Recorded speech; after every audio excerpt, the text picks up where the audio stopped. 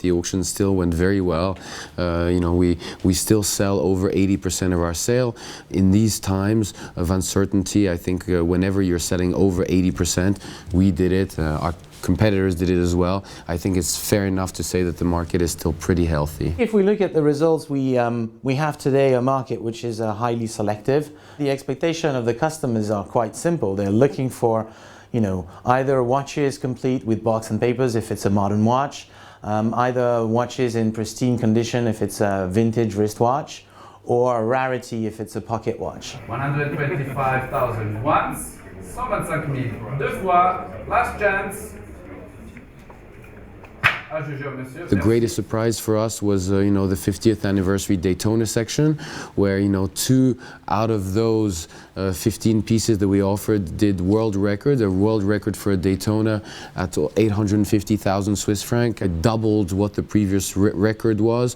The market is tight. It's not easy to get the results. The buyers are becoming more and more selective, but, this is just a market that we have to adapt to now. During the last 10 years, we've seen a constant evolution. At one point, it was Europe that dominated the collector's market, then it was America. I think now we can sincerely say the Asian continent is the driving force at the mid and top end. 70,000, 75,000 on the net, 80,000, standing 85,000, 90,000 in the room, 95 standing, 100,000 here, 240, 260 standing. 260, I'm selling 340,000, sold to paddle 48, thank you very much, sir, well done. There's, definitely a new niche room for the new independents to come in.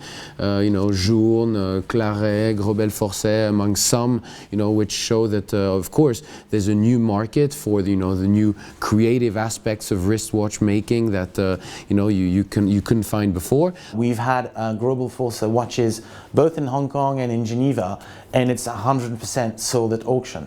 I mean, really, this is a remarkable results for a brand which has been on the market for less than 10 years. So definitely, this is very encouraging. It means that people want to explore new areas. But here again, they're looking for, watches with high potential and especially rarity and scarcity, because these watches are very difficult to find on the market. And when they come on the market and they are in pristine condition, you have buyers. And on the other hand, we continue to see progression in vintage pocket watches as a market in general, just because China is still heavily demanding those kind of pieces. Therefore, the prices are still progressing in the upward direction.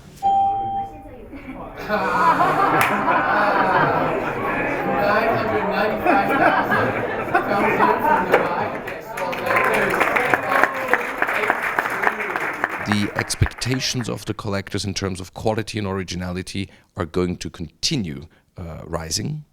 The liquidity or the willingness to spend a premium for the best examples is going to continue. The size of the market is growing. That's something we see since 10 years, and it will continue because simply the watch continues to grow in popularity.